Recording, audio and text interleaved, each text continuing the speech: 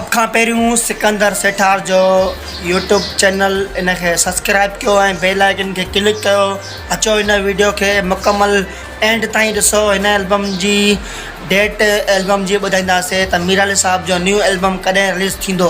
अचो इन एल्बम के इन वीडियो के मुकम्मल एंड ताईं ॾिसो ऐं मुंहिंजे यूट्यूब चैनल के ज़रूरु सब्सक्राइब कंदा, लाइक कंदा ऐं जेका न्यू अपडेट ईंदी तमामु जल्दी तव्हां वटि पुॼी वेंदी।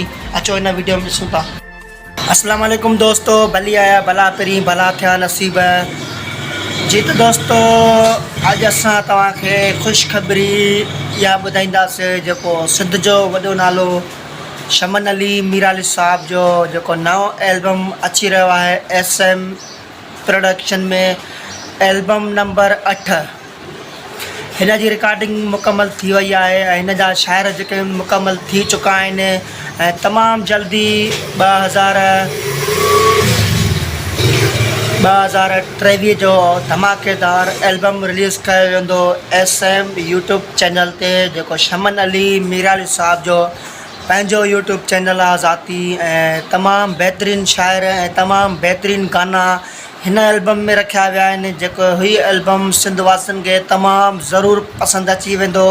हिन एल्बम में काफ़ी महिनत थियल आहे शमन अली मीर अली साहब जी ऐं जेके शाइर आहिनि शमन अली मीर अली साहब जा उन्हनि जी बि काफ़ी वधीक महिनत थियल आहे हिन एल्बम में। ऐं शमन अली मीर अली साहब ईअं चयो जेको हीउ एल्बम आहे त तमामु बहितरीनु एल्बम आहे। हीउ एल्बम आहे तमामु सिंध वारनि ते राज कंदो इंशाअल्लाह। हिन एल्बम में काफ़ी बहितरीनु महिनत कई आहे असां ऐं इंशाअल्लाह उमेदु कयूं था हीउ एल्बम मीर अली साहब जो जेको रिलीज़ थींदो उहो तमामु जल्दी मीर अली साहब जे यूट्यूब चैनल ते मिलंदो। ऐं असांजी वीडियो पसंदि आई आहे त असांजे यूट्यूब चैनल खे सब्सक्राइब कयो, लाइक कयो, शेयर कयो ऐं तमामु जल्दी न्यू नोटिफिकेशन तमामु जल्दी तव्हां वटि जीअं पुॼी वञे। सिंध सलामत, जिए सलामत। मां तव्हांजो पंहिंजो सिकंदर सेठार ऐं मुंहिंजे यूट्यूब चैनल खे सब्सक्राइब करणु न विसारंदा। तमामु जल्दी हिकु नई अपडेट्स ईंदासीं जेके मीर अली साहब जा नवां जेके शाइर आहिनि सुठा सुठा हिन एल्बम में मौजूदु आहिनि।